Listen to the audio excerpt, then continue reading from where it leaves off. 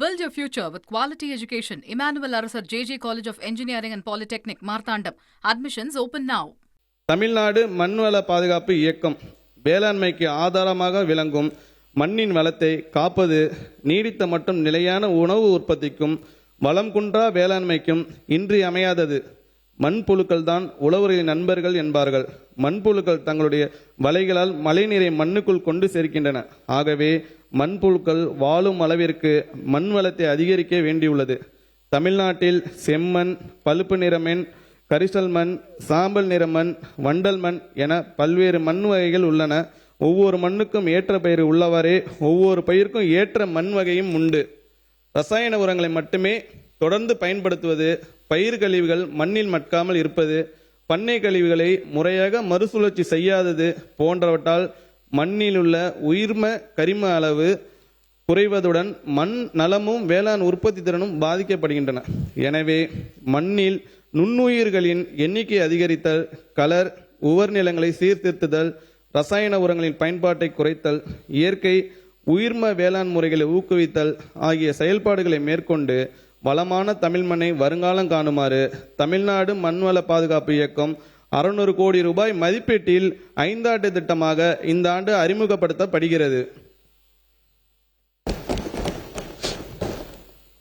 மண் வளத்தை அறிந்து அதற்கேற்ப சமசீர் உர பயன்பாட்டை ஊக்குவிக்கும் விதமாக 1 லட்சம் விவசாயிகளுக்கு 4 கோடி ரூபாய் மாநில நிதி ஒதுக்கீட்டில் மண்ணல் அட்டைகள் வழங்கப்படும். கூடுதலாக உழவர் அடையாள எண் பெற்ற சுமார் 3 லட்சம் விவசாயிகளுக்கு மண் நல அட்டைகள் ஒன்றிய மாநில அரசு திட்டத்தின் கீழ் 6 கோடியே 16 லட்சம் ரூபாய் நிதி ஒதுக்கீட்டில் வழங்கப்படும். மண் வளத்தை மீட்டெடுக்கும் வகையில் 1 லட்சம் ஏக்கர் பரப்பிற்கு தேவையான தக்கை பூண்டு, சணப்பு, கொளிஞ்சி போன்ற பசுந்தாள் உர விதைகள், 22,000 ஏக்கருக்கு தேவையான பல்வகை தானிய விதைகள் விவசாயிகளுக்கு மானிய விலையில் விநியோகிப்பதுடன் வளர்ந்த பசுந்தலைகளை நிலத்திலே மடக்கி உழுது மட்க செய்திட ஏக்கருக்கு 3000 ரூபாய் உழவு மானியமும் வழங்கப்படும். இதற்கென 63 கோடியே 50 லட்சம் ரூபாய் மாநில நிதியிலிருந்து ஒதுக்கீடு செய்யப்படும். மண் வளத்தை பாதுகாக்கும் நுண்ணுயிர்களின் எண்ணிக்கையை அதிகரிக்கவும், ரசாயன உரங்களின் பயன்பாட்டை குறைக்கவும் 1 லட்சம் ஏக்கருக்கு தேவையான திரவ உயிர் உரங்கள் 4 கோடியே 50 லட்சம் ரூபாயிலும், உர பயன்பாட்டு திறனை மேம்படுத்தும் வகையில் நீரில் கரையக்கூடிய உரங்களும், மகசூலை அதிகரிக்க பருத்திக்கு காட்டன் பிளஸ், கரும்பிற்கு சுகர் கேன் பூஸ்டர் மற்றும் நெற்பயிரில் பூக்கும் தன்மையை மேம்படுத்தும் ரைஸ் ப்ளூம் ஆகிய பயிர் ஊக்கிகளும் 12 கோடியே 38 லட்சம் ரூபாய் செலவில் விநியோகிக்கப்படும்.